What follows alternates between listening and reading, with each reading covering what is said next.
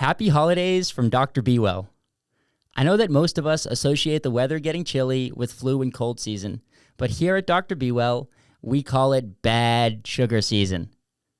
As Americans, we generally eat like shit. During this time of year, with the holiday and other related stresses, those horrible eating practices tend to get kicked into overdrive. We offer a solution in the form of full-spectrum RSO infused raw local honey because we shouldn't be walking around eating nerd rope all day. This holiday season, why not let the bees handle the heavy lifting that your sweet tooth demands, while adding a little giddy up to your mood and smoothing out the rough edges we all tend to find at holiday parties, gatherings, and events. So, from all of us in the Dr. BeeWell family to you and yours, we wish you a beautiful holiday season. And don't forget, Dr. BeeWell honey is the best cannabis stocking stuffer on the market. I think it's fair to say that most people know how vital strength training is for long-term health and fitness, but find it hard knowing where to start. I'm here to say that also included me, Dr. Steve. You want to make sure you're doing exercises correctly, you don't want to get hurt, and you have no idea how to structure a workout program to get the best results. I've been there. In fact, this is where I found myself a few months ago. That's where On Target Fitness comes in. At On Target, every client gets their own custom strength program, tons of individual attention in their unique small group format, and the common sense nutrition and health coaching necessary to make a lasting lifestyle upgrade. As a new member of On Target, I'm not only seeing major changes in my body, but also my overall quality of life. In the past, I've struggled with using proper form. Well, let me tell you, whether it's Coach Joe or Coach Ryan, they've got you covered with technique. Even movement patterns as simple as walking have improved since I've started. When I was working out by myself without a program, I was often lost and lacked the motivation to challenge myself. Not at On Target. The energy and support in the group dynamic is truly game-changing. I have so much fun every time I work out.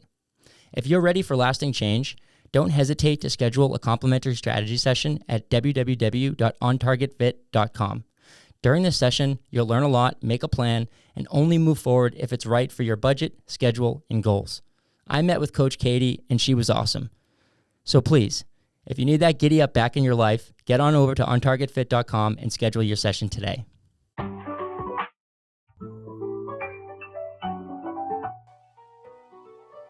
Welcome back.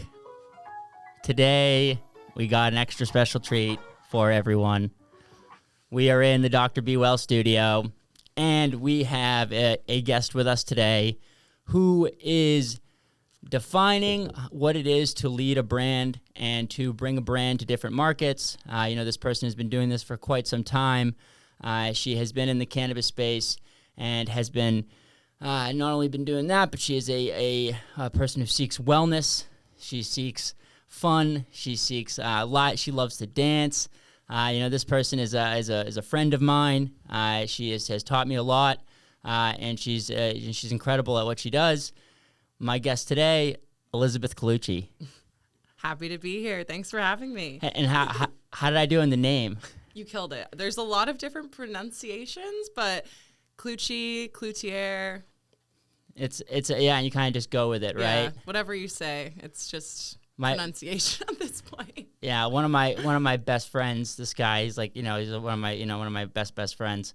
He's a Mainer, and he's Daniel, Danny Colucci, and it's like his name is spelled that way, and I would have always thought it was like Cloutier, and that's always what I kind of thought it was like Cloutier, and that's kind of like the American way to say it, I think. Yep. Cloutier, but it's a French name, right? Like it's a French name, and so Cloutier, Yep. Cloutier is like how it's supposed to be said. Cloutier. Cloutier. Yeah, that's cool. That's cool. I always thought it was like a really cool last name, and I think it immediately made me like you when we started interacting. I immediately felt more comfortable with you. Because you already saw the name before. I saw the name, and it's not like it's not like Smith, No. where it's quite common. Or I ain't no basic B. You ain't no basic B. You're Colucci. Yeah. Giddy up. Giddy up, baby. Now, do you know if you have any relations to the I think it's a pretty popular name in French Canadian French, Yep. Whatever. But are you related to any of the Lewiston Clouthiers? I don't think so. I think there's just a lot of Cloutier's in Maine. Okay. There's one running for mayor a couple years back, and Okay. every time someone would see me, they'd ask if it was my dad. And I was just like, no, like my dad builds houses. That'd be the last thing that he would want to do is to be mayor. So appreciate that, but yeah, definitely not my family, which is unfortunate. But he prefers, there's a lot of us out there. Yeah, he prefers to swing the hammer and be out there and build the houses, and he Yeah. doesn't want to be out there talking in front of people. Exactly. No thanks. That's so funny. No, it's I don't often get that because my last name's not very common. Yep. You know, I mean, Ivanovsky. yeah, I was trying to pronunciate should've let it you. earlier, and I was What I would was you gonna have said? say Ivanovsky. Ivanovsky. Yeah, it's Ivanovsky. It is kind of like it's kind of spelled like it sound. It's if you sound it out, I think that is Ivanovsky. Kind of, some people get it right, but then a lot of people say Ivanovsky. It used to be like it used to have more. It used to have like W's in it and stuff, and yeah, it was. But when we came over when my great grandparents came over from Poland, so but they changed a little Your bit. great grandparents are from Poland. I just moved to Poland, Maine. Look at this. Look at that. The circle. It's actually funny. People talk about that in Maine. You can go around the world because there's like China, Poland, Paris. There's all these different places that you can go to in Maine. There's definitely more. They just ran out of words to name our town, so they were like, all right, we'll just pick from the list of countries. Yeah. They actually legally changed the pronunciation of Berlin, New Hampshire, because during World War II in Berlin, they were like, yeah, nah, we don't want to be associated with that. So they did an official state legislature, changed the pronunciation. Oh, wow. And it's called I believe it's Berlin. Berlin. Yeah. Berlin. Not Berlin like Germany. There's your little bit of trivia. There. New Hampshire. Well, thank you. No, I love that. It's so funny how like towns are named sometimes. It's kind of weird. Like they have different names and they have different, this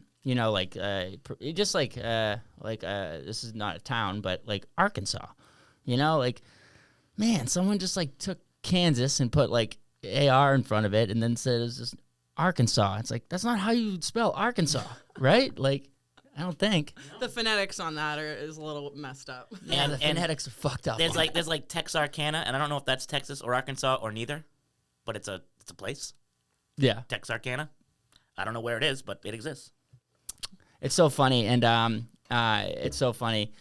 This episode is actually brought to you by Wynk, the number one seltzer, THC seltzer in the country. I don't have actually a copy written for it, but I will soon. And that's actually, I say that now because that's actually the brand. I was talking about Elizabeth, leading a brand in the state and doing that. And I actually didn't say the brand. So she, Elizabeth is a representative of Wynk, which does I'll let her tell you. I'll let her tell us. Yeah. So Wynk was the first seltzer that we came into the state with. We actually have another one called Countdown. And, we started off with a 1-to-1 THC CBD seltzer in an 8-ounce can, 2.5 milligrams of THC to 2.5 milligrams of CBD. And, it did really well at first, but, we did get some backlash because Maine is such a heavily medical community. So, a lot of people were like, 2.5, like, that's a joke. That's not even gonna, we're not even gonna feel that. Yeah, especially in the medical community. Yeah, so at first it was tough to kind of get people to try it and get them on that lifestyle. But we really wanted to create an alternative to drinking because CBD and THC used together kind of is like a weighted blanket and almost kind of mimics that relaxing feeling after you drink a glass of wine. So we wanted to have a sessionable drink that was a healthier option for drinking. And, those little 8-ounce cans did really well for the first year and a half, 2 years. But, now we're transitioning to a 12-ounce can and doing 5 milligrams of THC to 5 milligrams of CBD. So same kind of, makeup of the can, same flavors, but just a little bit higher. We just see the 5 to 5 just does a little bit better. So yeah, no, cool. I think it's really cool what you guys are doing. So yeah, you said okay, 2.5. Let's try there. Let's try this. Like let's call it a microdosing type of situation. You called it a sessionable. Yeah. Love that. Right. Giddy up the marketing. It's like a light beer. It's like if you have a lager or a darker beer, you know, you're probably going to have 3 or 4. But if you have a Bud Light, like you can drink 6 to 12 of those. So we wanted to mimic that, but have it be a healthier option. You know, no calories, no sugar, no hangover. So just kind of like a healthier wave. Yeah, the no sugar thing and like the health thing is like I think that's pretty cool because like, you know, we talked about it before the show, but you go into a dispensary beforehand and like there was nothing really available for somebody who's a type 2 diabetic. Besides, I would say that if the Dr. BeeWell honey was there, that's okay. Right? That's okay for type 2 diabetes. I mean, or a tincture, even though it is a sugar, you know, or a tincture. But that's not fun to consume. I mean, the whole point of cannabis now being recreational and, you know, the cannabis portfolio and menu growing is to enjoy, you know, consuming cannabis, because smoking for people, a lot of people don't enjoy it. They don't like the smell. So we wanted, you know, that's where we're trying to go, is to enjoy it. And if someone can't consume an edible, that's why we made the Wynk, you know, that option for them to have in the store that's a healthier. Can I ask you though, so the company's not Wynk? So, because that's what before you, like when I said, oh, you have the Wynks and then you have the countdown. So it's not like, you know, like. So we started off as Wynk, and that's what we had for the first year, and then we brought on Countdown. Countdown is a 25 milligram beverage. It's a seltzer. You're talking about like that. You're talking about it like it's its own brand, though. That's what I'm asking. So is it Countdown by Wynk, or is it Countdown and Wynk are two separate brands that are being operated by a company? Well, if you let me finish, Dr. BeeWell. Oh, you're going to learn today, Dr. BeeWell. You're going to learn today. So we started off as Wynk. We brought in Countdown. And as we were doing that, there was that confusion. You know, we had our Wynk people who, you know, the consumer that liked the low dose. They liked the no calories, no sugar. Then we had our higher dose consumer because we brought the Countdown in the 8-ounce can. So it was 25 milligrams, a small 8-ounce can, but flavored with agave. So it's a little, you know, not as healthy as the Wynk, but still on the healthier spectrum. So when we brought that into the dispensary, people recognize them as separate. So that's kind of what we started out as. And now we're trying to obviously let people know that, you know, it's not the same brand, but we're the same makers. So to like our dispensary, not the consumers, but the people who buy our products, we tell them to now think of us as Wherehouse Beverage. So we're kind of opening up this portfolio as Wherehouse Beverage at the top. Then we're going to have like a whole portfolio of drinks. So, you know, we'll have Wynk. That will be our 1-to-1, our low-dose sessionable drink for, you know, people who want to drink almost like they're drinking alcohol. They can drink 4 or 5 within a sitting, and they're not going to be blasted. Then we're going to, you know, have our Countdown, which is our 25 milligram. And we're actually expanding more on Countdown, and we plan to bring higher doses and different flavors to the portfolio. So we're basically kind of making like a menu for people to be able to buy any type of beverage that they want. So we have, you know, our seltzer. Then we're going to have our like a healthy soda vibe, which is the Countdown, I would say. It does like have the seltzer vibe, but it's not as dry as like a polar seltzer. And then I hopefully like eventually I want to get into, you know, healthy sodas, things that are actually like, it tastes like a root beer, but this is not 70 grams of sugar, you know? Right. So yeah. I'm hoping like we can kind of go down that path, model. But that's where we are at right now. Yeah, it's a really cool business model, and like you were the person who launched the Maine operation, right? That's from my understanding. Yep, I was the first hire in Maine. I started as a brand ambassador, just part time. We had one account, which was Grass Monkey when they were medical. So I, you know, did a Black Friday pop up in there with some CBD Wynk, and people were trying it.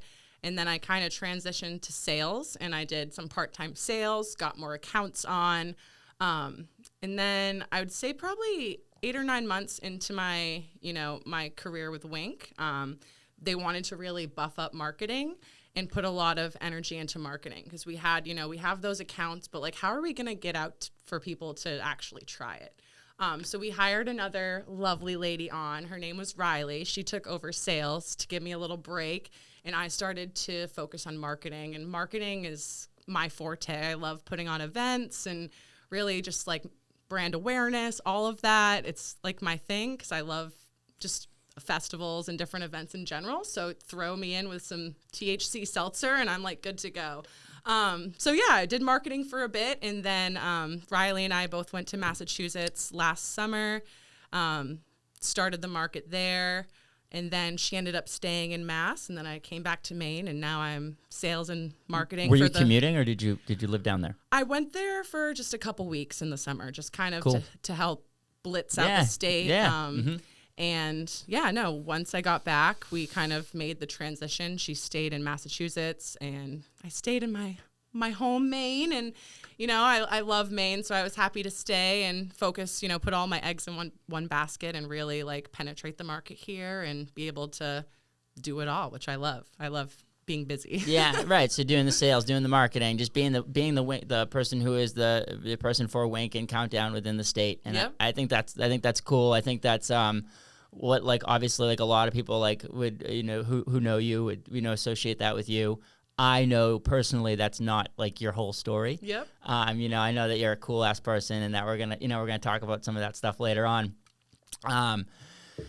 Now it's cool that you get to work for a brand that like has wellness like kind of incorporated into it. Now that's, you know, look from the outside looking in, like from you sell it very much so as that. I'm curious, is that like from the top down that's like that was the whole idea from, you know, from the origins of the company? Yep. Or was it to create a you know, just to create a drink, you know, to create a THC drink? It was you know, because I see it at, or THC seltzer, you know, like that was you know, there's a huge market capitalization happening, and people wanted that to you know, people who were getting into it saw that as like a good product to try to create. Yep. I'm just curious, like it is very healthy, and it is, you know, more so than some, you know, a lot of these other ones out there. Was that full of intention, or was that kind of like a byproduct of creating the product? I think it was a bit of both. So a little backstory. The company that I work for, they actually created alcoholic beverages. So they've been in beverage for quite some time now. So for them, it's about the science. It's about making the best drink they can, quality over quantity, you know? I feel like a lot of people get into the cannabis business because, you know, they started as a stoner, they love getting high, and then they were like, oh, I want to make money off of this. And then they capitalize, you know, on the market and just kind of take over it. And then they almost get lost in the sauce, so to speak. Like, I feel like almost like the intention is almost lost. You know, I feel like sometimes people can get caught up with just making a product and not really caring about the quality of it. So I think for you know, for this company, they wanted to, you know, obviously make a THC beverage, but for them, it was, you know, a replacement for alcohol and something that they could drink themselves, because, you know, the makers of Wynk, they're not stoners. They're not people who are, you know, chiefing dabs and rolling up 4 or 5 joints at the end of the night. Like, these are the consumers, you know, they made a drink for them, what they wanted to consume. And I think overall, you know, then the health and the wellness kind of just played a part in it, because they were like, well, it's, you know, it's a healthy beverage. And at this point, like, how could we not, you know, kind of capitalize on the health and wellness of that? So I think it was kind of both. Yeah, I think that's amazing, because it just speaks to like how, you know, how I feel when I drink it. I think, you know, it's like it's a THC seltzer, but you do feel better. You know, you feel better about it than eating a chocolate bar. Yep. The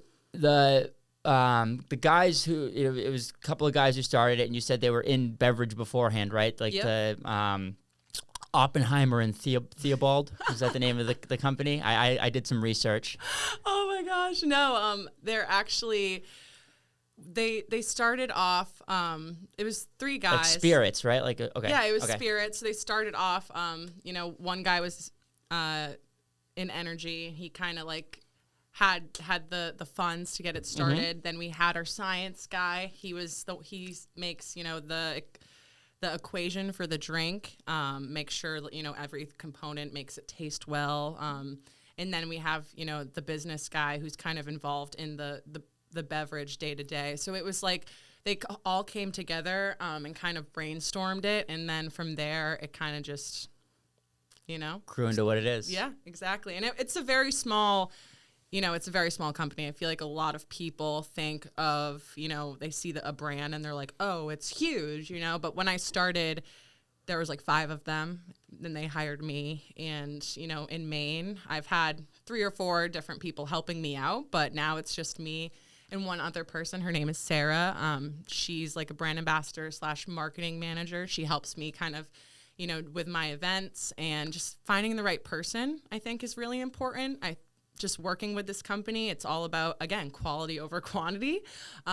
You can probably attest to that too. It's better to have 5 good friends than like 25 decent, okay friends. And I think the same applies to business. It's better to have, 10, 15 people who work hard and you're all on the same page and you can trust, rather than like 50 employees who are just like willy-nilly kind of doing whatever, Yeah. Give me 5 guys who are willing to do anything, and that's what I'm going to battle with. Exactly. The guys who just don't want to keep doing. They're going to keep showing up no matter what. Guys or girls, Yep, I'm talking the about A1 the day persons. ones. A1 day ones, exactly. That's a neat story how it came together. And so it's still pretty small. So you're still interacting with the owners, and you have a line to them, and that I think is like such a building out my brand here. It's such an important thing. Because like you need to have all your, every person who comes in like works for you or works with the brand, or is even just, in my case, like we have a lot of consultants. A lot of people are consulting for us. It's like you need to have a direct relationship with these people, and you need to be talking with them to make sure that the brand shines through and what you're trying to create. And it seems like, and then co-create, because that's obviously what's happening here. And it's a cool process that you take place, because you meet all these people, and you get to run a small business, and then you get to see it kind of take off. You get into multiple states, and it says, okay, this thing's starting to grow. And you guys have now taken like another approach to it, where you have started to capitalize the market outside of states where THC is legal. Yep. But you're doing that through hemp derived, Delta 9. Seltzers. Yeah. I think that's amazing. Like, you tell me more about that. Yeah. So back in January, when we had a company, we had an all company meeting, we wanted to go over like, the good things we did and the bad things, and kind of just prepare for, the incoming year. The owner of Wynk was really interested in Delta 9, and then they started, looking more into it, and we made a Delta 9 version of our product. So you can either buy it online. We do direct to consumer. So you just go online, you can buy it. But then also we use that Delta 9 product as a sampling product. So it's a great way to be able to sample people who are over 21 in a legal way. So people are able to try our beverage, kind of get a little idea of the effect. And then if they like it, they can go to a dispensary, or if they really just want to keep drinking the Delta 9, they can buy it right online. So it's kind of a great way to have that brand awareness, but then also have another channel of profit, because, there's only so much you can do in dispensaries in Maine and dispensaries in Mass, and vice versa. There's only so many sales you can do. So this is just another avenue to not only increase sales, but to increase brand awareness, brand visibility, and just to have the Wynk name out there as much as we can. Yeah, it's a super smart idea. It's something that we talked about and considered with the honey, but not. I think I'd be more comfortable doing it in a drink than I would be doing it in the honey, just for purposes of like taste, mainly. Now, but there's a big controversy about Delta 9. Like, a lot of people think so. Like, for the audience, like, I know we've talked about this a little bit on the show, but like Delta 8 THC is a molecule that was made illegal. And that is the traditional molecule. It's the one that's found most abundantly in flour, in green flour, and then once we obviously turn that into distillate, we distill that, or we're getting some type of concentrate out of that. It's still mainly Delta 8 THC. Now, if you what happened is during the 2008, the Farm Bill, there became a ton of CBD that was available, and people started to experiment more, and they realized that they could take this CBD, this CBD oil, and they could convert it into Delta 9. And the Delta 9, the Delta 9, Delta 8, the only difference is the carbon bond has moved over. So there is like the effects are going to be, pretty similar in the psychoactive effects. And now we know that there's tons, there's a lot more of these, there's Delta 10, Delta 11, Delta 13, tons of these THC molecules that are not, regulated like THC Delta 8 is. But that some people think that that's like the conversion is not great, is not, it's kind of like just synthetic, and but that's not what you guys are doing. My understanding is that we take the Delta 9 derivative from hemp. So basically hemp and cannabis are two different plants. The cannabis plant, obviously, you extract it, you can get high from it. You just have to extract more from the hemp plant. So they have the same makeup, it's almost like the exact same. Yeah, it is the same plant, yeah, but it's two different types of the plant. Yep. Is what it is. Exactly. So it's the same makeup, but you just have to extract more from the hemp plant. So that's what we do, and then we make our Delta 9, and as long as it's under the legal 0.3 blah blah blah, then we're able to it's sell it, great, which is great. It's a great business model, and they've been doing this for years, not Wynk, but I remember back in 2020, maybe 2019, like just on Instagram, like different fitness influencers were talking about Delta 9 gummies, and it always starts there. You hear it or you see it on like a social media platform, and then like 2 years later, bam, like everybody's trying to sell it. So it was just, I thought it was funny because once, we started actually bringing direct to consumer and opening up the website, I was like,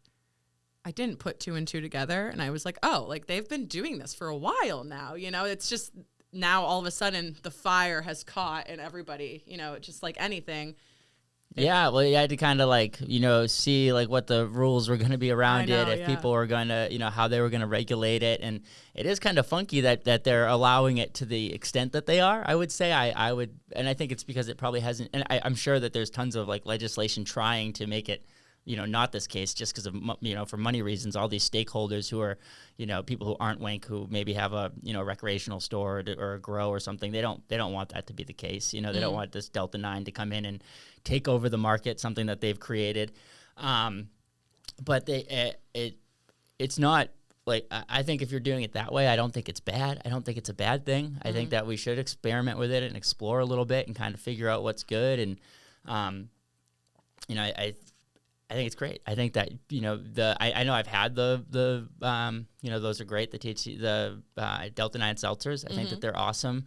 And I do think that they're like a great way, into both of them, the Delta 9 and the Delta 8 seltzers. They're just the Wynk in general is just a great way for somebody who's like, new to cannabis and would like to try it and, wants to help. Like,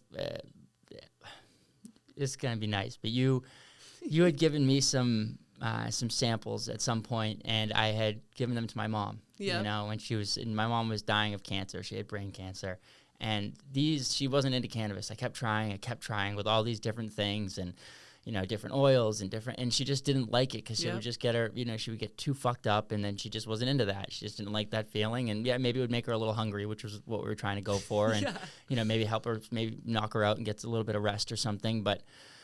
The Wynks, when she started drinking those, there was like maybe like a month period where she just like really loved them, and she just was drinking them, and and it was great, and she was drinking them, and it was helping her eat, and so I just was so appreciative of you for that. Of course, yeah, no, and it's crazy how I've heard that story multiple times in different settings, whether I'm at, like one time I was at Grass Monkey just popping in, and a woman had went in and bought a 12-pack, and she was in remission, and she told me that it was the only edible that didn't make her feel sick. So it's just those little moments, honestly, that make it worth it. Don't get me wrong, I love cannabis, I love working in cannabis, I'm all about health and wellness, but it's just hearing those stories that really like hit home and like make your job and make your career worth it and enjoyable, you know? So thank you for sharing that.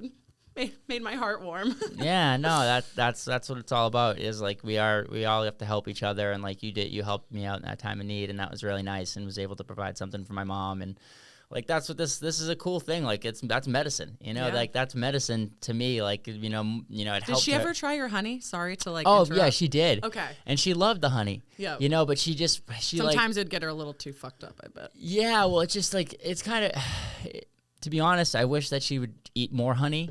But like both my parents, even my dad now, he is a type 2 diabetic, but as I said before, honey isn't bad for as long as you're doing it in moderation and you're not doing it overboard.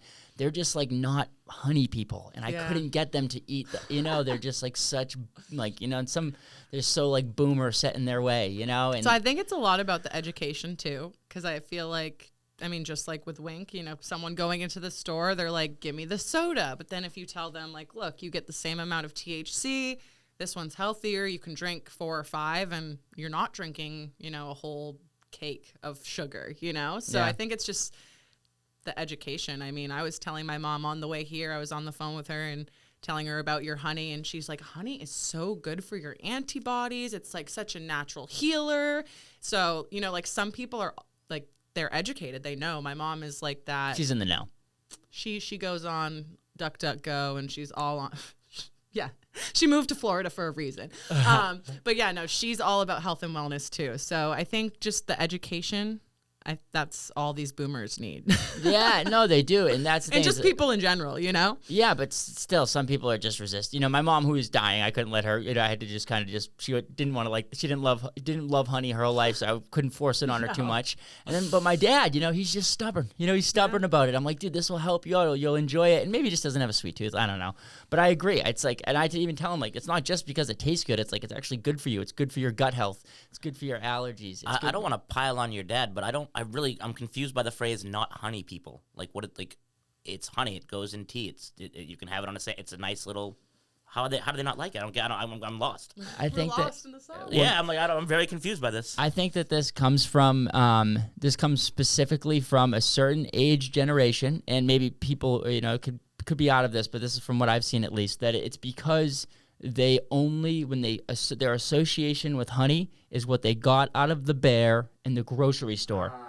Which is rice syrup, which is disgusting, pasteurized, And they see it like when it gets crystallized or it gets sticky and it looks gross. Well, just not, exactly. It looks not appealing. After you have it for like a month, the fake honey out of the bear, that sits on a shelf and it looks gross after a while, and then you're like, I don't like that. That makes sense to me. Okay. And Should honey even be in plastic? The honey, honey Absolutely shouldn't be not. in. I think no food should be in plastic, but we don't want to go down that rabbit hole because I'll be talking for a year. So Yeah, because we have plastic in our blood now, so that's fun. That's a fun thing. Yeah, it's the plastics are really bad, and we need to be figuring out ways to limit this stuff. It's like just going to that's my thing is I go into like a grocery store, I go into a Hannaford's, I go into a Shaw's, I go into a Stop and Shop, whatever. Never mind going into a Walmart, and I see how much plastic is being used to box up all this stuff, and then I think, holy shit, there's like 5 of these in this town. There's 5 of these grocery stores just in this one town. And then none of that plastic can be recycled. And then it's just like goes into a landfill. And it's just like. Yeah, we burn it. We burn it. It's like, Crazy. it is. It's crazy. Man, it definitely has to do with the look. And like crystallization will always happen with low, if crystallization isn't happening, and a lot of times, actually, like the bear sometimes won't crystallize. It will take longer to crystallize because they've pasteurized it. Like There's the so much quicker stuff. your honey crystallizes, the more real it is. We do processes with like with our Dr. BeeWell honey. We have a process that helps lengthen that period of time. But it's going to crystallize. It's that's just gonna happen. And like the way you reverse that's like a little bit of warm water. That's no big deal. But the taste, they are so into the taste. They have such a relationship with the taste that's not good, that doesn't taste good. Like I have so many people that still, when they taste honey, they're like, holy hell, like what this is so. I actually have a really funny story about honey. Tell me. So back when I was 16, I got high for the first time with my best friend Sarah, and we came home, and I went to my kitchen and I was just eating honey out of the bear, like by the spoonful. So like I just thought I'd tell you that story because it was like we're talking about honey. First time smoking. This is a podcast, you know what I'm saying? So we might as well go back. First time ever. Yeah, I took like a grav bong rip from like a big bucket and a Gatorade bottle or what. Do you remember back in the day when we were? Yeah, I've done it. Back in the day, but I feel like not a lot of people do that anymore. But yeah, no, it hit, and I got home and I ate honey. So how about your first time smoking weed? And that's how you're gonna do it, straight to the grav bong. I guess so. Right? Giddy up. No, you know, that's awesome. I think I was I don't know if it was a blunt or a joint, you know, that I smoked. That was my first time getting high. I don't know if it was the first time. First time getting high. Yeah. Okay. That's a little more distinction. I was 16. We were in the upstairs bedroom at Ian Morley's house, and a kid named Oliver handed me my first blunt, and I hit it, and I never looked back. Oh. Thanks, Oliver. We love blunts. Yeah. My relationship with weed was funny. I didn't smoke a ton in high school, and I was like really embarrassed by it. I think because like my family was like, you know, oh, it's okay to drink, but we can't smoke weed. You know, like that. They called it the devil's lettuce in my house. So the devil's lettuce. Yeah, it's like it's just all of the the stigmatization and the propaganda that was that we're still having to deal with is wild. So. You love Wynk. You love doing this. You love cannabis.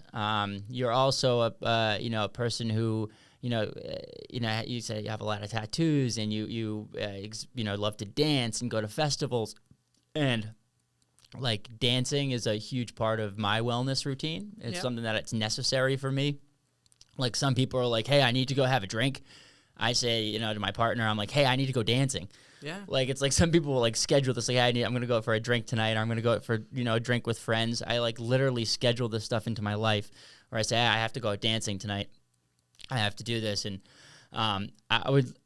I will start doing it with even more intention soon, I hope. I know we've talked about this a little bit, and having some cool dance parties and doing it with people who are having that same who also want to be dancing. And I'm not just going to a bar or a club where they're playing live music, because that's like the place or a show or a festival. Yeah. But I love that you have that dancing spirit in you, and I would love to talk to you more about it. Of course, yeah. So I've honestly been dancing since I was 2. I started dancing. I did tap, jazz, and ballet from like 2 to 12. I was the type of kid that I just wanted to go. So I would go from dance to soccer to swimming. I think it's the ADHD that is not diagnosed. I think that's what really kicked in. But I've loved dancing my whole life, and I've always just enjoyed it. And up until COVID, I never really was an avid festival goer. I would go to concerts, and that was always fun. But this past summer, I went to my first sleepover festival, Bonnaroo. It's in Tennessee. And after that, my life was really changed. I was never a camper. I didn't like getting dirty. I didn't like bugs. Like camping for me was like going to the Hilton, like I grew up in like a bougie lifestyle, but like, I wasn't spoiled. I always got what I needed, but we didn't go camping or skiing. We like went on vacations to Florida to visit my grandparents or Mexico. So it was just a different lifestyle. But yeah, once I went to the festival in Tennessee, it kind of changed my life. I don't know if it was being in the crowd that big that was just kind of liberating, or just the whole thing in general. It kind of felt like a city that was built on its own, and it was just controlled by all the people. For like 4 days, you felt like you were a part of this like little city that was just like filled with music and art, and that's just like feeds my soul. So it was it was phenomenal. So after going, it's hard to explain unless you're actually there, because it's not like a typical concert where you go and get your stuff, you get ready, you go for the day and go home. Like you're fully engulfed in a community. You're living by people you don't know, and people are sharing food with you. You're sharing it's like very cool. So I think after going to that, it kind of just ignited this light in me, and now all about, music and art and kind of just Wow. meeting new people and putting myself out there. And I love to do that before, but I think it takes actually going. You kind of came back around on it, Yeah, like you said, you had exactly. this in your soul since you were 2 years old, the tap, the ballet, the jazz, you like to dance, and then maybe you just, you stopped doing that for, for whatever reasons, and, you grew into different things, and then you started to go to these, just a chance, you decided to go to Bonnaroo, and that's cool because I thought that it was like always, I thought you were always like that, that you were always, seeking these experiences out, and there is something to be said, like you're creating, you're creating this, you go to these communities and it's camping. Like I would have never guessed. I'm kind of flabbergasted right now because I didn't think that of you at all. I thought that you were like always like that. Yep. That you wanted to, you're camping and you're down to do it and you're, a festival person. But this is more recent than I would have thought. And isn't it amazing? Like it's crazy how like just one event, one thing you go to in your life will almost change you for the better. I feel like honestly, when I go to festivals like that, it makes me have a new appreciation for life and just for people around me. I feel like a lot of people in the day to day, like we get really caught up with just where we're going or what we do. And one thing that I like to just do on my day to day is just really humanize people. So for me, like when I go through the Starbucks line, like I'm not just saying thanks, bye. I say, thank you, Emily. Like I hope you have a great day. Like I look at their name tag, because that, that's what I would want. I don't want people to just be like, oh, it's the Wynk girl. Like, like I want people to know me as, Elizabeth Cloutier. She's artistic and, spiritual, and she's about health and wellness. She also, promotes and is, promotes the brand Wynk. But I think just overall, just being a part of the festivals tell you, like, and this is what I was thinking before. It's like a license to be yourself. Yep. A license to be who you want to be, and you don't, no one's telling you, and that's like.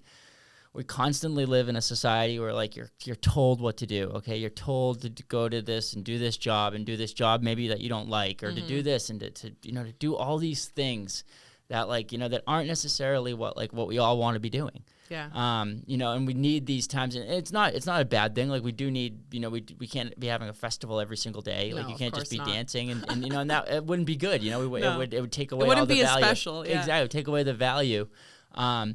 But like there is just something to, like I want everyone to be able to experience this, and I'm really glad to hear that like you were, as a first time person who went to a big festival, was able to, because like so many people say now like, oh, like Bonnaroo, all these festivals, all the big festivals, they're Coachella, they're all they're not fun anymore. Burning Man, don't go, it's all sold out, it's all commercialized, it's not fun anymore. It's like.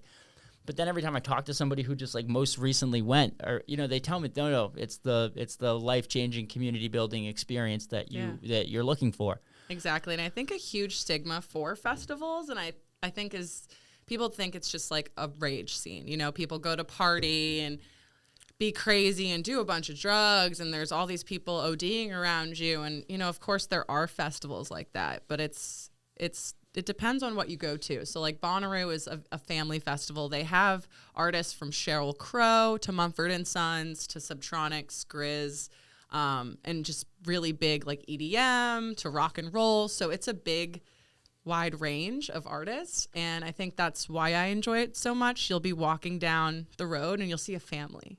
And I think that is like the most beautiful thing, I think, is to be able to experience these amazing festivals in a safe environment. And the fact that there were kids there was just like, it was out of this world, because like kids are running down the road, people are high-fiving them. Like imagine experiencing that. Is there a lot of kids? There was like a good amount of kids. It's not like a whole like, playground for kids, but if I saw a mother and a father and there were 3 or 4 kids with them, I saw some teenagers. So it wasn't like just like, oh, a bunch of 20-year-olds are going to go get fucked up and get lit and kind of rage to music. It was such a wide range of people. I met a group of 50-year-olds who have been going to Bonnaroo for 15 years. And it's their yearly vacation together. So they go together, and like, I just think that's beautiful. Like, spending time with people in this sort of way. Because when you're on the farm, that's what they call it, the farm. Yeah. You don't have service. You only have service in specific locations. So you really have to be present. And I just think it's awesome, because the world we live in, we're not present. We're always on our phone. It's almost like that phantom ring 24/7. People are always like, wait, did I hear my phone? Did I hear my phone? So I think that's another aspect of the whole festival going that is beautiful in its own way, is just Being unplugged, disconnecting, and being able to be present and connect with the people around you, even if you don't know them. It's because my that's favorite life, part about music. It's life. That's life. That's fucking life. Because I know, like, literally, talk like, to people. Don't be like face down. When I go and Are you dancing? Yeah, I'm I'm dancing. Like, I have this, like, and this is just how it's happened for me. I have this ability, and everyone has this ability, but I've just cultivated it, that when I dance, I'm feeling so good, and the vibes and the positive energy that's being given off of me, it's amazing, and and it feels so good for me, and I want everyone else to be able to share with me on that. And so people definitely feel that energy. Oh, they feel it, and so for like 2 miles. Oh yeah, when you have good energy, people will like flock to you. Oh, it's amazing. And so, like, I'll dance, I'll go to a show, I'll be at a festival, and I'll do a big nice dance, and then I'll go, and then the connection that you have with people is just like, you don't worry about your phone, you don't worry about anything else, and that's amazing. Like, that's how I know, that's where my best ideas come, that's where my best thinking comes from, that's where I'm the happiest, when I'm present, when I'm right there with the people, and it's like, we were meant to create and express and make art, and I think a big part of us is to disconnect and do that, so I think being able to just be one with the dance and the art is just disconnect. Though I feel more connected to myself, to I everything meant like around. Disconnect from society, but connect with yourself. In a different disconnect from society, from like the phone and that whole thing. But engage with each other in another way. And yeah, you said it. That we need to be spending time with people in this way. Like, it's so important to be spending time with each other this way. And guess what? I get a mini little festival every time I do one of these shows. Yeah. Because people put their phone away, and they have to be focused. To keep up with me, they have to be focused on the conversation and what's going on, and we're always present. We're always right here. And so it's like a mini little festival, and that's why I can dance a little bit right here. I'm getting a little adrenaline rush. I'm having fun. Oh, it's so good, right? And so it's for someone who hasn't done a festival, or hasn't gone to like a show, or hasn't gone, like, just you don't have to go to Bonnaroo. You can go to you can go to a concert. Go to a concert and get some lawn seats somewhere, someone that you like, some music you like to hear, and just feel the music around other people. And don't be afraid to do these things on your own. There's been a lot of times that I personally, you're waiting for friends to give you an answer. Never be afraid to go and do an event on your own, because that is when you will find yourself feeling the most like yourself. Because the more you're alone, the more you get to know yourself as a person. And these big, events and these different things that you can go do, like, yeah, it would be great to have your boyfriend or your brother or your friend joining you, but like, don't let other people's, vibe put you off from going and doing things that you want to do. That's a super important message. Yeah. I wish now I love to go do things by myself. Yep. Like that, like to go to a show, or like to go experience. I like to go with other people too. Yeah. But I almost prefer to go by myself, because I get, and not even prefer, it's just I can't even equate the two experiences, because they're so vastly different. Yep. Like, and I can just go there and be myself and be free. Because guess what? When I go to a show, say if it's just like a regular show, if I buy a ticket, even if my ticket's like in the front row, maybe if it's in like the pit section, I'll probably stay in the pit for most of the show. Like, but if it's anything that's not in the pit, even in the pit, I don't stay in there the whole time. I want to be in the whole venue. I walk around the whole venue, and I'm dancing my ass off, having a blast. And like, when you have people with you, you can't do that. No. People are like, you're responsible to them. You have you have that camaraderie that you just kind of, we got to be here together. And then like, When it's like, I don't want people to be looking for me. I don't want to be looking for anybody else. I want to just be being free, being myself, doing my thing. And so like and you learn so much about yourself, you know, in the conversations, you know, that you have and the interactions that you have. The seltzer burps are so real right now. The seltzer burps are real. The seltzer burps are real. I see you like trying to hide it. And I'm like, just let it rip. Yeah, you just let it rip, potato chip. Let it rip, potato chip. It's a little bit of content, you know. That's good. That is good. Oh my gosh. I said that last night to my tattoo artist, and she's like, "I'm gonna tell my son that. He's gonna love it. He's 8." And let it rip, I potato hope she chip. hears this. You're full of them. You're full of these like one-liners. So funny story. My grandfather, you know, the one who held the Cloutier name. Yes. He was known for his one-liners. And so when he passed away, everyone would be like, "Oh, like your brother is so much like your grandfather." And there's little parts, you know, of me that's like my grandfather. So that's like the little part that kind of pops out here and there, are the one-liners. So R.I.P. to a real one. Yeah, I love that. R.I.P. to a real one. Yeah. You know, Papa Cloutier, Yeah. Cloutier. You know, I love that. Did you like to dance like when you were younger, like when you were in like college, and like would you go out and dance and stuff, or like, you know, because for me, I would go out and I would dance like a little bit, but like I definitely was afraid of what people thought of me, and I subconsciously I didn't know this, I didn't know it was a thing because I thought I was confident, you know, whatever. Yep. But I would go out there and I just wouldn't dance, and like in college I would maybe a little bit if I was like drunk or whatever, but like it wasn't. Now I don't even drink. And I could dance in front of, you know, 200,000 people. So I'm just curious about your experience. I definitely danced in college. We would go out and party and I would dance. But I feel like my connection with dance is better now because, you know, obviously for some people, alcohol loosens them up and makes them feel, you know, they feel more. But for me, like alcohol was always a depressant. So it never, even when I was happy, I'd drink it and just kind of feel down. So even when I was dancing, I feel like I never was in my element. So now that I've kind of like taken a break from alcohol, shout out to Wynk. Ever since working with this company, I kind of just sip on Wynks and THC seltzer and drinks other than alcohol now. But ever since then, I feel like you can feel the energy in your body more, you know, your connection to dance and just the way your body moves.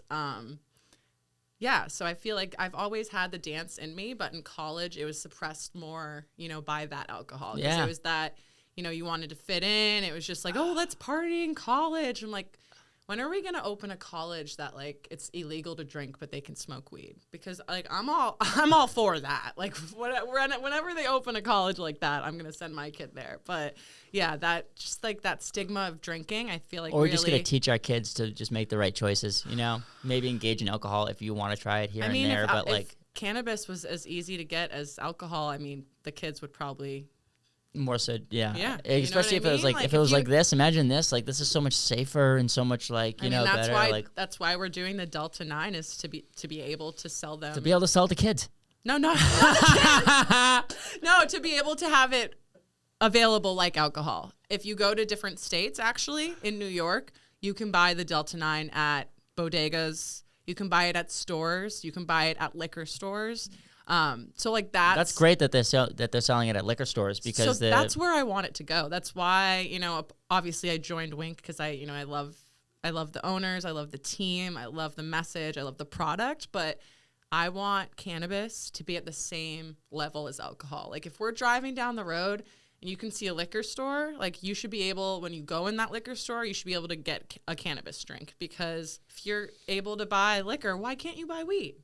You know, so I think we should. Well, I want it at the point where you can go to a bar and you can get that's that, funky you know? though. That's a funky proposition from a business standpoint. That, you know, having the THC seltzers at the liquor store, because like would you be able to sell alcohol at a dispensary? And like I think it's great because it would defer people. And why would the liquor store care? They're just a liquor store. They're making money off of anyways. We should make. Wow, that's a complex one that needs to be thought out and needs to be talked about more, because I think it's good. It would be great because it would get people away from alcohol, which is an awesome thing. If somebody's going in there and they're like even somebody's struggling with alcoholism or whatever, and they go in to buy their 6-pack and then they see this and they're like, oh well, maybe this time I'll just try these instead. Yep. And then they get to do guess what? Like alcohol, if you're an alcoholic and then you are able to get off of alcohol because you are using edibles and weed to do, that's giddy up. That's a positive in your agreed. life. Like, even though you shouldn't substitute and you can, there's better ways to do it. Like, the abstinence only model is we know that that's not the only way anymore. So it's fascinating. That's a fascinating proposition to have to want, because I wouldn't want, like, I definitely wouldn't want alcohol being served at a dispensary. I don't think. I mean, just like anything, I think, we're talking right now. We're talking the Delta 9 is in the stores. Like, cannabis and those laws, until it's federally legal, you won't see it there. But I think just with the new Delta 9 product, it's preemptively preparing the beverage space for cannabis beverage to come in, so that Delta 9 is like the baby step to almost show the government that, look, like, this is almost viable. It's the same flower, just different, and people are buying it. And I mean, if you're going to make money, as long as the government makes money, they don't care. So, right. I think as long as, that's where I hope it goes. Because I personally, if my kids, when they're 21, if they can go to a liquor store and get a Delta 9 product, or even go to a bar in the future and get a cannabis product like that, that's going to be a giddy up for me as well. Because I think that's where we should be. Like, preferable. I don't think it's cool that people can go and just, get drunk wherever, but cannabis.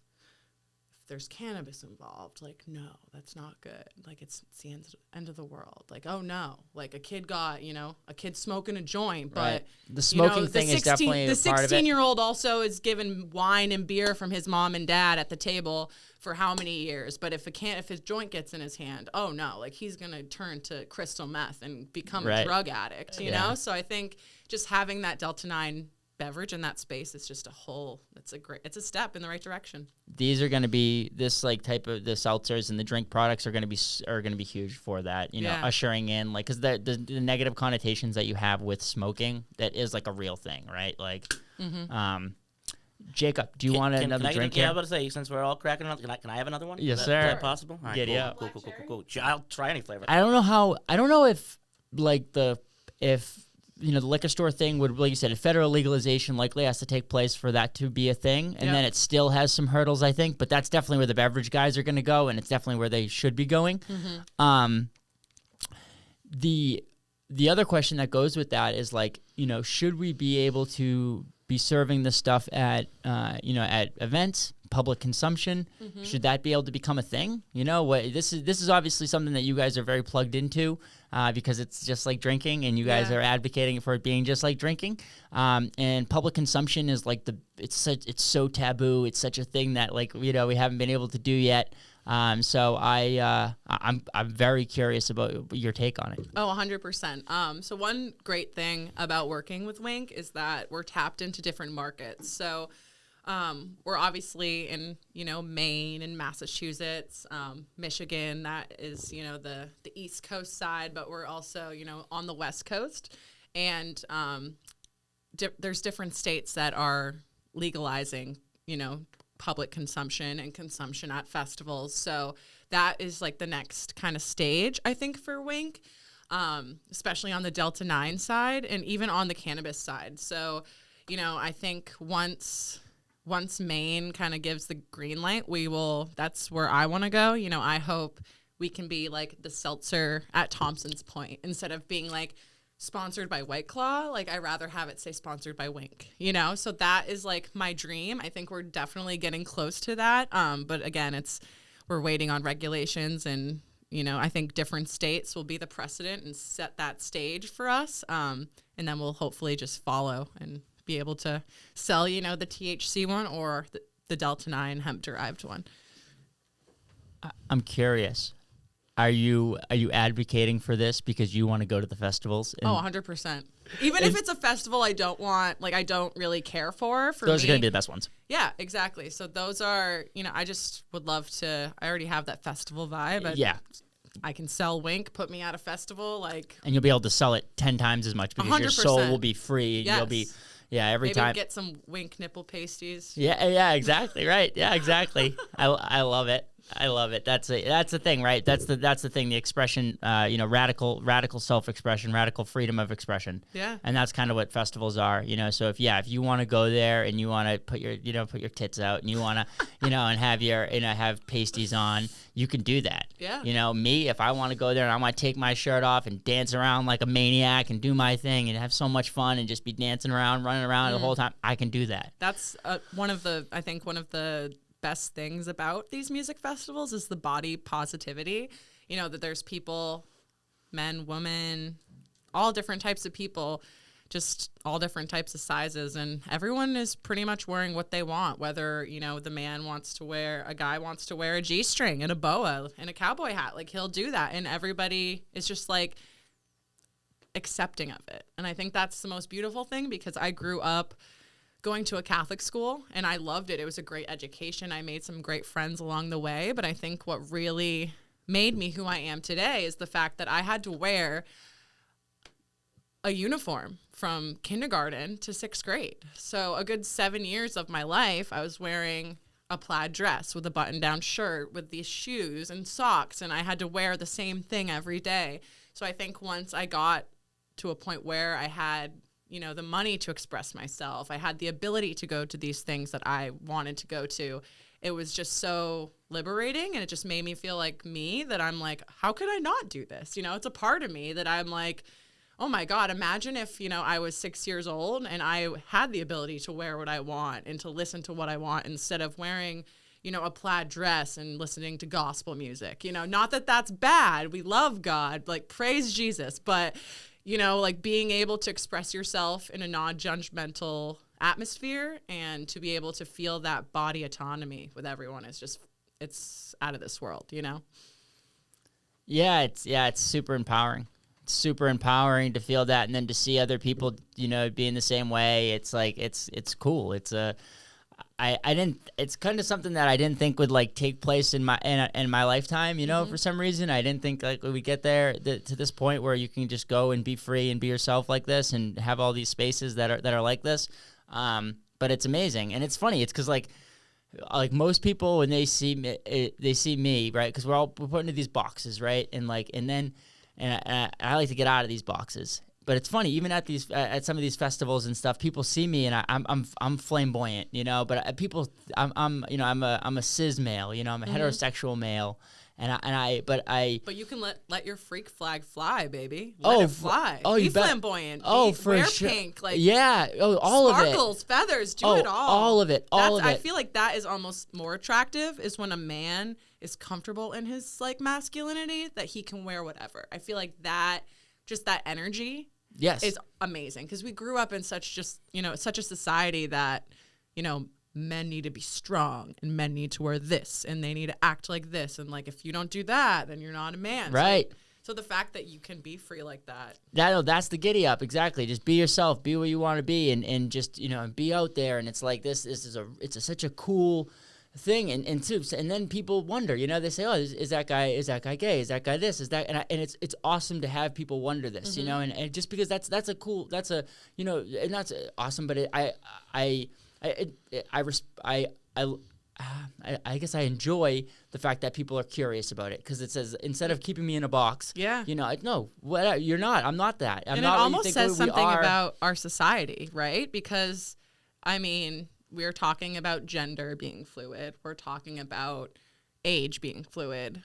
Self-expression and clothes are fluid. Like if you want to wear the sweater, I bet you would look very handsome in this sweater, and vice versa. Like I would look very cute in that button-up. Right. Because I think just like gender, just like age, your expression and your clothes, it's fluid. Like it doesn't matter if you're a guy or a girl or whatever you kind of want to be portrayed as, you can wear what you want, like a guy can wear a dress. If he wants to feel pretty, he can wear a dress. Doesn't mean he's gay or vice versa, but I think it's just a beautiful thing that we're kind of, our world is breaking those barriers, and eventually someone's going to be like, not even look at you and think like, oh, is he? It doesn't matter. Who cares what he is? Like, you know what I'm saying? Right. I think it's good. I think we're kind of breaking those barriers nowadays. Right. So and maybe it's just me. Maybe people aren't always thinking that, but people are always asking me if I'm gay.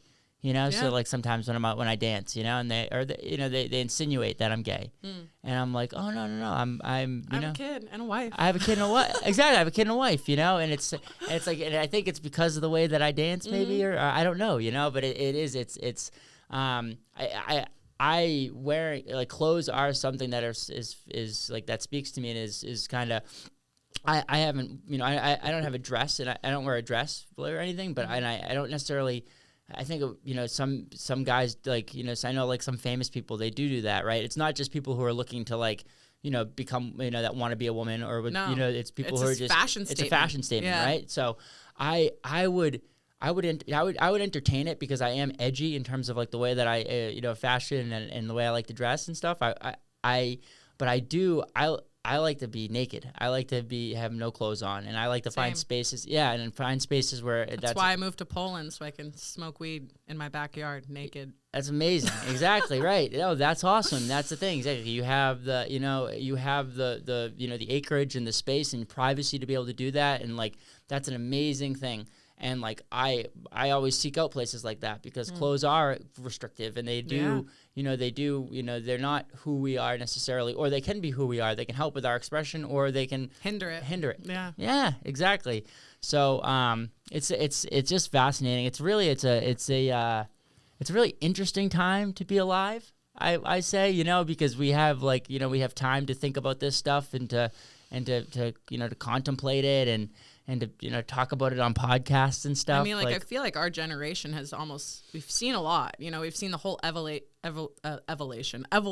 of technology. I mean, we grew up with, like, you know, our parents had the block phone, and then they had a flip phone, and then, you know, now we've seen dial up. I remember a corded phone on the wall, and, like, you couldn't talk on the phone and the computer at the same time. From computers that are this big to now, like, this small. So I think we're seeing an evolution of technology, but also just, like, the human race in general. It's just a total, like, flip flop from, like, when we were as a kid. You know, I feel like it was very black and white, like, boy, girl, you do this, you do that. Now it's kind of like people can do what they want. And you think that's because of technology? No, I think it's a mix. I think technology has helped it. I think people get in touch with, you know, others via technology, and that's how, like, everything spreads. You know, without technology, who would listen to you? How would you put on your podcast on the radio, you know? And then you'd have to pay a radio station to play it. There's a lot more gatekeepers. Yeah, and so I think technology just spreads anything, just like... Yeah, exactly. They was like, oh shit, some other guy's wearing a dress. That's I'm okay. wear a dress. I could wear a dress. Giddy up. Okay. Exactly. Yeah, So right. I think okay. just like anything, it kind of helps with that. Yeah, I just don't know. Like, I don't know if I would look handsome or pretty in a dress. You know, I think you would. You think I would? Yeah. Okay, I'm not opposed to seeing what it looks like, and I have. Actually, I have. But I think he would look better in a dress. Jacob. Yeah, Jacob would look way better in a dress. I would love the comfort and freedom of a dress, no doubt. The airflow? Dude, the airflow. The airflow down low. Without a doubt. Without a doubt. Down low. Especially with me being a huskier fella with chafing and whatnot. So I'd much prefer Chafing the free is the worst. Isn't it? Just a free flow of everything. We'll do a dress episode then. A dress episode. Most sincere thing I'll probably ever say on this microphone, I would absolutely do an entire episode in a dress happily. Okay, yeah. We'll Next time I come, we'll do a dress episode. We'll have to do a dress episode, dressed up. I love it. No, that's the thing, man. You just gotta be you, and if you don't try new experiences, you might not figure out, who you are. You might not holy shit, dude, I love wearing dresses. Right? Or holy cow, I love being in a crowd of 50,000 people, dancing, and all the energy is so good that you're just like. Or I like to challenge myself by going on long hikes in the wintertime. No. Well, that's something I'm just saying. There's other things that you can find that are. Do you go on these hikes alone? Hiking in the winter? I did it with my buddy. That's how I found out I liked it. Because that's what I'm saying. By trying, I was gonna say hiking in the winter alone just sounds like a suicide mission. Yeah, just by trying new experiences though. That's what happens is you try new experiences and then you get to learn. And they might. I was equating it. I was saying that it's not just it doesn't just have to be going to a festival. No, it can be anything. something where there's growth in that, but there's also growth in climbing up a mountain, or it's just try new things, try to experience new things. Don't try to be too set in your ways. Especially now, man, like we are at a time where people are just like so set in their ways and button heads, and it's sad. I don't want it to be a thing. No, try new things. You try new things. You never know what you're gonna find. And it's a perfect segue. You never know what you're gonna find, and it's a perfect segue into trying new things. So you do something cranial. For your wellness routine, you do cranial. It's called cranial sacral therapy. Cranial sacral therapy. Yep, I go once a month. So she works with the energy in your brain and within your spine. So that's your spine is where all the pain receptors are held. So she works with the energy and the pain receptors, and I've been going to her for almost 2 years, and it's one of the best. The best experiences I've had. At first, you're kind of like, this must be voodoo. This isn't real. She's, touching my leg and magically, like, it's feeling better. Like, what's going on? So at first, I was a little, like, hesitant, but it's just, like, one of those things you got to try, and then it kind of blows your mind. How long have you been doing it? For 2 years. You might have already said that. I'm sorry. No worries. So you've been doing it for 2 years, and like, explain to me a little bit more. So you like lay down, close your eyes. I lay on a table, and then she kind of asks me like, "Hey, like, where is your pain?" And then she'll start there, or maybe she'll start somewhere else. I have a lot of pain in my hip because I used to work with kids on the spectrum in a specialized school, and this one kid went Hulk Hogan on me and headbutted my knee, and then I think it just like traveled up to my hip. So she typically starts on my hip. And then she'll go to my head and then work, to my spine. And one thing that actually is wild is like, she'll be able to put her hands on my head. And within seconds, she has it, like, not a diagnosis, but she has me in her hand. Like, she knows what I've been going through, the pain that I've been enduring the last month, because I see her once a month. So this past time, she touched my head, and she's like, "You seem frustrated, confused, and a little, sad and let down." And she's like, is that happening? And I was like, yes. So it's just wild that, in that moment, someone who, you're close with them, but you don't tell them your everyday, things that you do. She can literally just touch my head and just be like, "You're frustrated, sad, and this and this." And I was like, whoa, like, it's almost like she's a mind reader. So I think energy, it just made me realize, like, the energy that you have in your body, like, it's precious, like there's a lot of things going on in here that we don't even know about, that might not even, scientists don't even know about. So it's crazy just how, the energy within your spine and your head can tell like someone so much about you, and how much that is healing, Yeah, I really do know. I have I experiment all the time, like with myself, like on my foam roller and with like different, massage tools. But like from my understanding, she's doing this more on like a soft basis, like that's like soft. It's soft. Yeah, it's just like she has her hands on top of you. That's it. Wow. There's no massage. There's no pressure. It's literally like she's holding your spine, or she's holding your head, or she's holding your neck, touching your hip, wherever that like source of pain is. And yeah, it's wild. And then is she removing it, or she's not doing like any physical manipulation? No. Wow. Okay. She basically works with the energy in your body to get it back to like baseline. So like when you're in pain. I definitely believe in all this, and I definitely know it's a thing. I'm just like curious how she's learned to wield this, you actually go to school for it. It's a whole thing that like you can Reiki. Go to. Yeah, it's like Reiki, but I feel like it's more studied and more intense. Yeah, more studied, more intense, more scientifically based. 100%. Okay, yeah. I'll have to maybe for your birthday pay for an appointment or something. Yeah, no, I'm definitely gonna do it. I'm gonna try it because it's like It's a newer thing, but it's what people use basically when they've used, medication, they've tried everything and they go to her kind of for the last straw. And they're like, oh, this is it. Yeah. It's so funny because it's like we carry, like I almost attribute all of sickness to this tension that we all have, especially like mental sickness, that the normal, like, your run of the mill mental health, not necessarily like schizophrenia and stuff like that, but the depression and the anxiety, that stuff. I think that it's mostly tension based. We hold it all in our bodies. And so, like, I know, like, the techniques that I've used so far are like, just like, more of like a deep tissue meditative thing. But I'm sure that and then my energy feels realigned afterwards, and it's a different. But I'm sure that with somebody who has experience and is, I'm sure there's other ways, because I've always learned, and there's new experiences, and so I will be curious about it, and I will report back to everybody about the craniosacral therapy, because we're gonna, definitely something that I'm gonna try out. So it's how long you've been doing it for 2 years? You go once a month.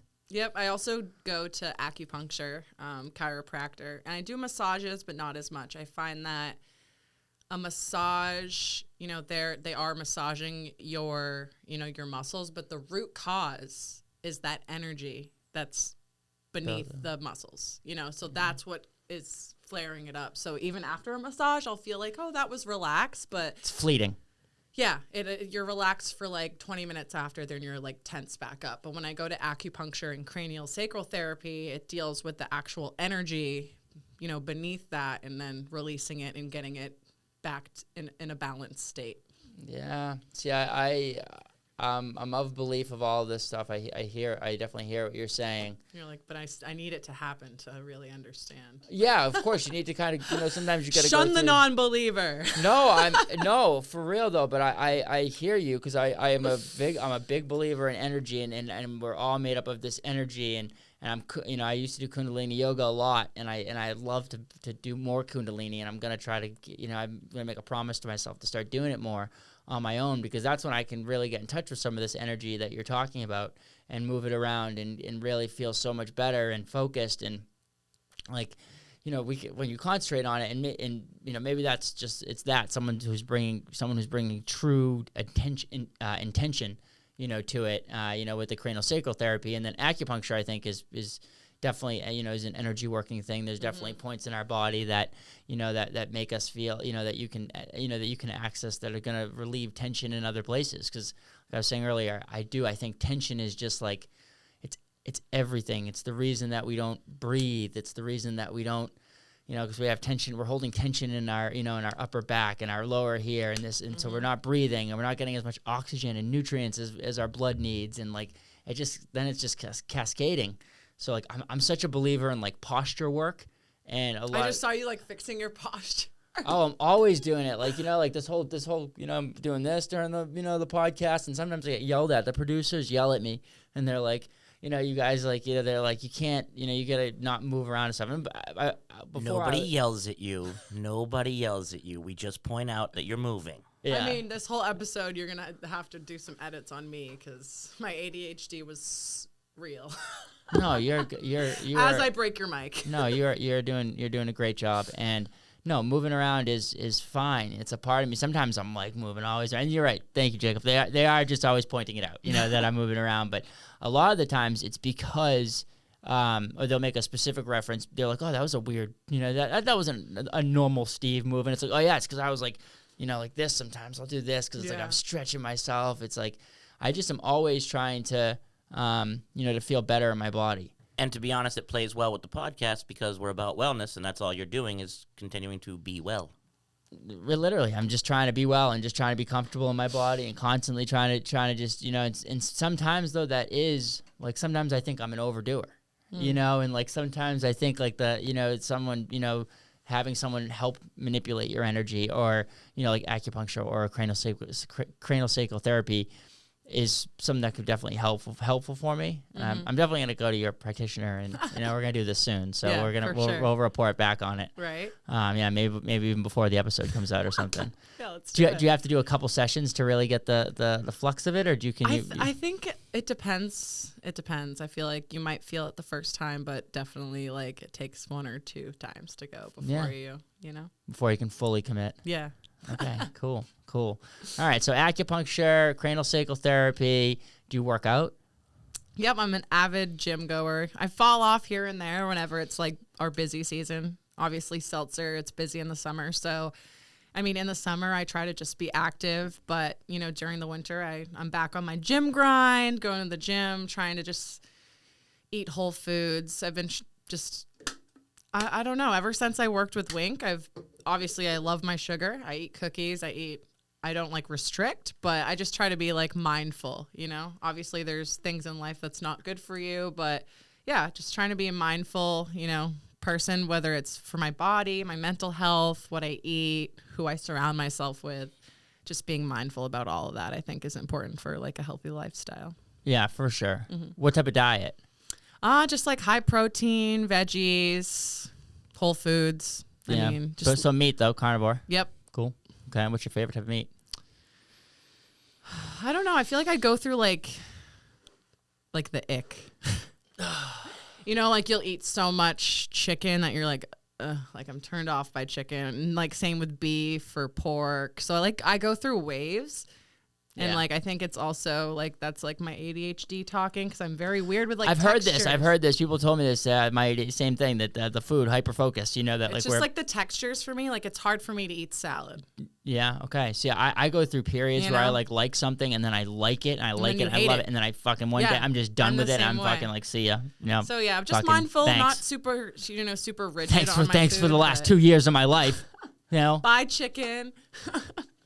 Yeah, right. But yeah, chicken, whatever. It could be anything. But even usually with meat, I get the ick even more. And it depends where you get it. Because I got some meat from Hannaford like a couple months ago, and I cooked my whole meal. I was so excited. I sat down, I took a bite, and the chicken was harder than a rock. And I'm like, it wasn't my cooking. It was just like the chicken. Yeah. So just getting your meat from like farmers and not from like mass produced people. It's better that way, but it's better that way, and you got to do it. And if you have the money, do it, and you can. But it's harder to do. That's hard to find some of those relationships. And if you're just going to your run of the mill farmers market, like paying a lot of money, so it's tough. In your health, you should be paying this amount of money for your health, but it's just tough. It's wellness isn't cheap, but we try to talk about how we need to make it more accessible for people, but like eating healthy is eating clean. I guess eating healthy is you can do it cheap, but like eating clean and eating real, like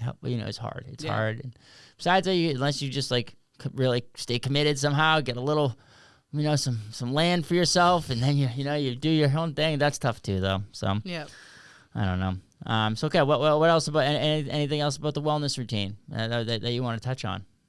No, not really. I think Okay. We hit a lot of nails on the head today. No, girl, it's a great show. We've had a great time. Where can the people find you if they would like to? So you can follow me on Instagram. It's Cloutsie Baby, Cloutsy Baby. You can also follow our seltzer Instagrams. We have our Wynk is at Drink Wynk, just DRINK, And then you can follow our 25 milligram countdown Instagram at Countdown Drink. And I was so happy to be on the show. I had a great time. And was it everything you thought it was going to be? And more. Awesome. Yeah, honestly though, you're pretty good, pretty cool in here, huh? Yeah, I know. I'm looking forward to the next time I'm on. Maybe we can, maybe we can wear dresses. I don't know. Maybe we can just like pick a topic and just kind of like talk about it. I feel like that would be fun, and then maybe have a guest person on. And yeah, I think that would be really fun too. You're a cool person who I definitely I appreciate. I appreciate your opinions and your perspective, and you're able to articulate. So I definitely would. Hell yeah, girl. I would love to do that. You find us a good guest, and for the next show, all 10 of us will wear dresses, and it will be a blast. The dress show. The dress show. That's crazy. Sponsored What if by Wynk. I'm gonna talk myself into like actually having to do it? You're not gonna convince me, man. I'm excited for this episode to happen, and I also just want to add these Wynk seltzers are very, very good. Aren't they good? They are lovely, and it's clearly working. I love it. Yeah, giddy up, guys. It's We're the CBD and THC, man. You know, it's yeah, great. it's a 1-1 combo. It's great. So guys, thank you so much for being on the show today, Elizabeth. You were amazing. Thank you. You know, if you guys want to reach her, you know where to. Definitely check out your, go to your local dispensary, grab some Wynk. Yeah, you know, if you need anything from us, you know where to find us. And until next time, that's a giddy up. Giddy up.